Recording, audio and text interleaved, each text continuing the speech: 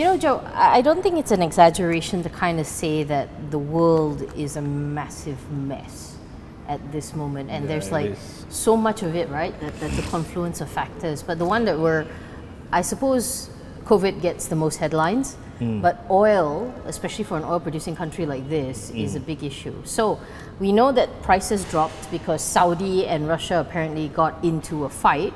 But if you don't follow real, oil and gas news, I don't think you know what's actually going on. So what actually happened that caused the dip? From what I understand, they were controlling the production so that the prices will be higher. They've been doing it for some time, about 3 years, 4 years now, I think. Yeah.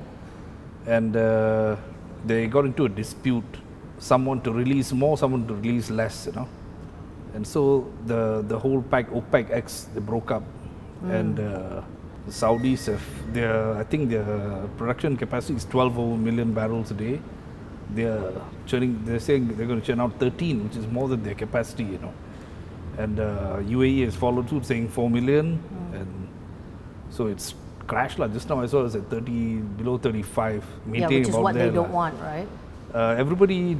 See, that's the thing. From what we know, Saudi can make money at 34, but even that also, there are different stories. Like some guys say the production cost is 17, and then the others say it's about 40. So you don't really know. It's very opaque, the whole thing. Yeah.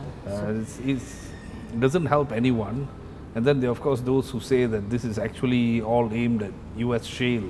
That's the other thing. So whatever reason they did this, like you says, is very opaque. And from what I read from all the international sites over the weekend is that Saudi is not backing down. They are literally doubling down on their threat, no matter what the impact kind of be. But they're, not to go on conspiracy theory, but what is the conspiracy theory that them and Russia are really not have a common enemy?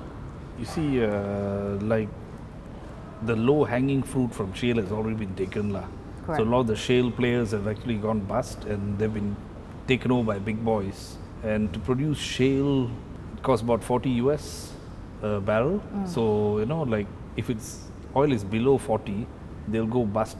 It's a game, they're playing a game, and Saudi, being an ally of the US, cannot come out and have a feud with shale, is it? No, they can't. Yeah, so and they can't be seen supporting Russia as well. Yeah. So it looks a bit difficult, looks a bit strange, very strained, the whole thing, Yeah, because in my mind, who does it help? Because any game, war game, economic game, has to have an end game, right? I look at this and I don't know what the end game is. Who are they trying to run out of business? Russia? But Saudi still make money because their production is low, So even if some of the reports are accurate, at 17 they make money.